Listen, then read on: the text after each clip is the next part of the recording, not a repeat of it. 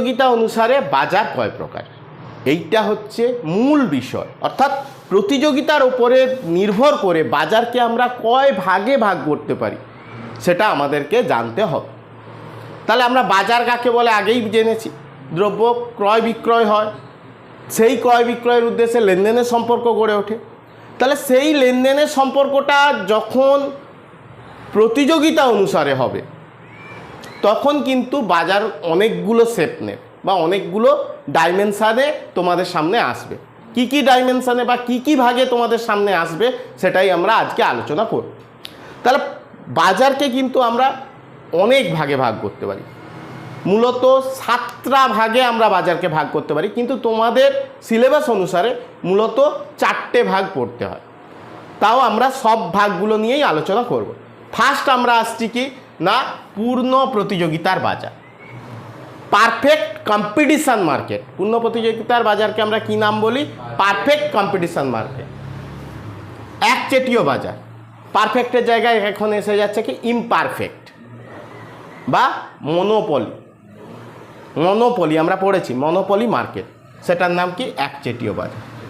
এবার কি একচেটিয়া ভাবাপন্ন বাজার, দেখতে একচেটিয়া বাজারের মতো কিন্তু একচেটিয়া নয়। তাহলে সেই ধরনের বাজারকে কি বলি, একচেটিয়া ভাবাপন্ন প্রতিযোগিতার বাজার। দেখো দুটো কথা জড়িয়ে আছে, একচেটিয়া ভাবাপন্ন আবার প্রতিযোগিতা। আচ্ছা, এরপর আসছে অলিগোপলি বাজার, অলিগোপলি। তারপর আসছে ডুওপলি, তারপর মনোপসনি, তারপর দ্বিপাক্ষিক একচেটিয়া বাজার, আর সবশেষে হচ্ছে বিভেদমূলক একচেটিয়া বাজার। অ্যাকচুয়ালি এই যে দ্বিপাক্ষিক একচেটিয়া বাজার, বিভেদমূলক একচেটিয়া বাজার, এই বাজারগুলো মূলত কিন্তু হচ্ছে যে একচেটিয়া বাজারের আবার প্রকারভেদও বলে, কিন্তু আমরা এখানে আলাদা আলাদাভাবে দেখেছি। তাহলে প্রথম আমরা যে বিষয়টা নিয়ে আলোচনা করব বা প্রথম যে বাজারটা নিয়ে আলোচনা করব সেটা হচ্ছে পূর্ণ প্রতিযোগিতার বাজার। আমরা 11এও পড়েছি পূর্ণ প্রতিযোগিতার বাজার, কিন্তু এখানে আরও ব্রিফলি পড়তে হবে। প্রকারভেদের মধ্যে আমরা শুধু ডেফিনেশনগুলো জানব এবং সবশেষে এই পূর্ণ প্রতিযোগিতার বাজারে কি কি ঘটনা ঘটে সেগুলো আমরা ছবি দিয়ে দেখব। তাহলে আমরা প্রথম যে দুটো বাজার নিয়ে আলোচনা করছি সেটা হচ্ছে পূর্ণ প্রতিযোগিতার বাজার এবং একচেটিয়া বাজার।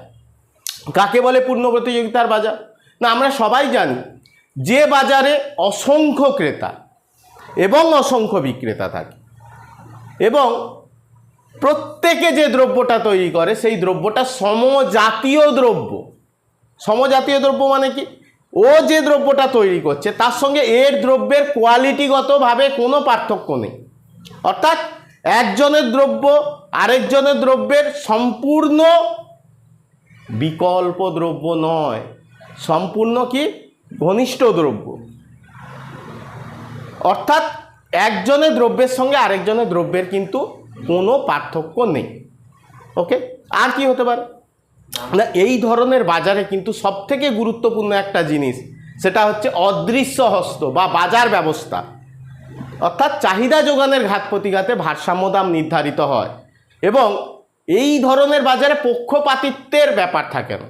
কেন না, একই দামে সবাই দ্রব্য বিক্রি করে। এই কারণে রামের কাছে গেলেও যে দামে তুমি ওই দ্রব্যটা পাবে, শ্যামের কাছে গেলেও সেই দামেই ওই দ্রব্যটা পাবে। এমন নয় যে রাম তোমাকে কম দামে দেবে, শ্যাম তোমাকে বেশি দামে দেবে, কারণ এই বাজারে দাম কনস্ট্যান্ট থাকে।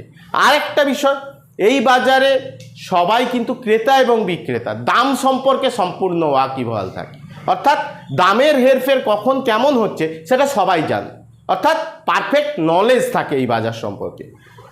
তাহলে এই ধরনের বাজারকে আমরা বলি পূর্ণ প্রতিযোগিতার বাজার। খুব ইম্পর্টেন্ট, পূর্ণ প্রতিযোগিতার বাজারের সংজ্ঞা দিতে পারে। পূর্ণ প্রতিযোগিতার বাজারের অনেক গল্প আছে, সেগুলো আস্তে আস্তে আসবো, বাট এইটাকে আমরা বলি পূর্ণ প্রতিযোগিতার বাজার। মেন থিম কি, সমজাতীয় দ্রব্য উৎপাদন করবে। আরেকটা কি, দাম কনস্ট্যান্ট থাকবে, দামের হেরফের হবে না। দাম হেরফের হবে না মানে কি, তুমি যে দামে বিক্রি করছো ও সে দামে বিক্রি করছে। হতে পারে 6 টাকার দাম 7 টাকা হলে সবাই 7 টাকায় বিক্রি করবে, তুমি তখন বলবে স্যার 6 টাকা থেকে 7 টাকা হলো, দামের হেরফের হলো। আমি এই সাপেক্ষে বলছি না, আমি বলছি রাম যে দামে বিক্রি করবে শ্যামও সেই দামে বিক্রি করবে।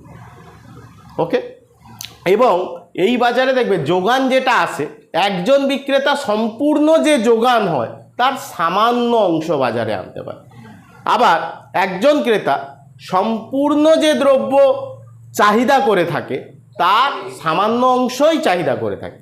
অর্থাৎ আমি যদি সহজ কথায় বলি, ক্রেতা এবং বিক্রেতার বাজারে কোনো নিয়ন্ত্রণ থাকে না। কেন নিয়ন্ত্রণ থাকে না? না, সে যদি সমস্ত দ্রব্যের অল্পই যোগান দিতে পারে, তাহলে সে যদি বাজার থেকে বেরিয়েও যায় তাহলেও কিন্তু যোগানের খুব একটা হেরফের হবে না, এবং সে দামকেও এই কারণে প্রভাবিত করতে পারে না। ঠিক ক্রেতাও একই, সে যদি না কিনে বেরিয়ে যায় অসংখ্য ক্রেতা থাকার জন্য, সে কিন্তু বাজারে প্রভাব ফেলতে পারে না। এই কারণে এই বাজারে বিক্রেতা বা ক্রেতাকে আমরা কি বলি? প্রাইস টেকার, দাম গ্রহণকারী। কেবল বাজার যে দামটা ঠিক করে দিচ্ছে সেই দামটা আমরা গ্রহণ করব। ক্লিয়ার? আচ্ছা, এর সঙ্গে আছে একচেটিয়া বাজার।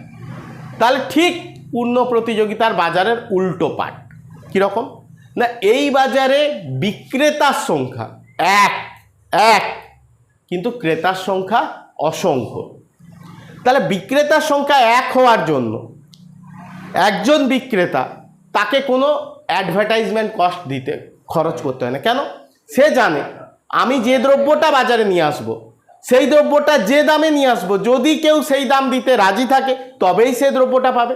আর যদি দাম দিতে না পারে, সেই বিক্রেতাকে মার্কেট থেকে সরে যেতে হবে বা মার্কেট থেকে